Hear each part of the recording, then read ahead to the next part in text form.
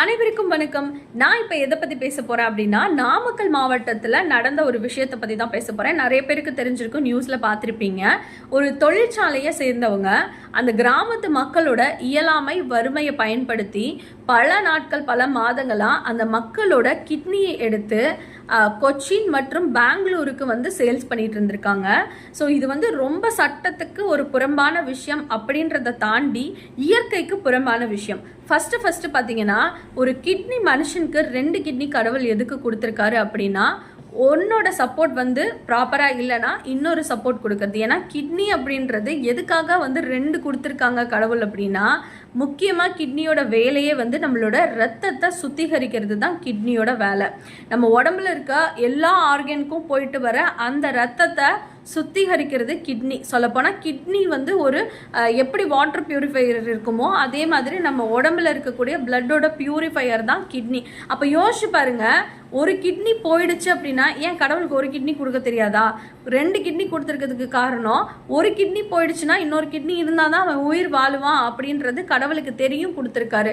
So இந்த மாதிரி விஷயத்த கூட விற்று அதில் காசு வாங்கி அதில் வந்துட்டு மக்களோட அறியாமல், அது அவங்களுக்கு தெரியாது. அவங்களுக்கு தெரியாத ஒரு விஷயத்த நீ கிட்னி ஒரு கிட்னி இருக்குல்ல, அவங்களுக்கு ப்ராப்பரான நாலேஜே கொடுக்காம அந்த கிட்னியை எடுத்து சேல்ஸ் பண்ணியிருக்காங்க. இன்னுமே நிறைய பேர் வந்து ஒரு கிட்னியை வித்தாவது நான் வந்து என்னோட ஃபேமிலியை காப்பாற்றிடுவேன் அப்படின்னு சொல்கிறீங்க. ஏங்க, ஒரு கிட்னியை விற்று நீங்கள் காப்பாற்றுறதுக்கு நீங்கள் கண்டிப்பாக நல்லா உழைச்சி சம்பாதிச்சு நீங்கள் காப்பாற்றலாம். இருக்கிறத வச்சு சந்தோஷமாக சாப்பிட்டுட்டு கவர்மெண்ட் கொடுக்குறாங்க, நிறைய ஃபெசிலிட்டிஸ் கொடுக்குறாங்க, அதை யூஸ் பண்ணி இருக்கலாமே. இந்த மாதிரி கிட்னியை சேல் பண்ணுறேன், இல்லை நான் வந்து காசுக்காக என்னோட லிவர் டிரான்ஸ்பிளான்ட்டுக்கு நான் வந்து கொடுக்குறேன், நான் வந்து பிளட்டை வந்து காசுக்காக டொனேட் பண்ணுறேன், அது மாதிரி விஷயங்கள்லாம் இயற்கைக்கு புறம்பானது. அதெல்லாம் பண்ணவே பண்ணாதீங்க. ஏன்னா நீங்கள் வந்து கவர்மெண்ட் ரூல்ஸ்க்கு அகெயின்ஸ்டாக பண்ணுறதை தாண்டி இயற்கைக்கு புறமான விஷயங்களை பண்ணிட்டு இருக்கீங்க.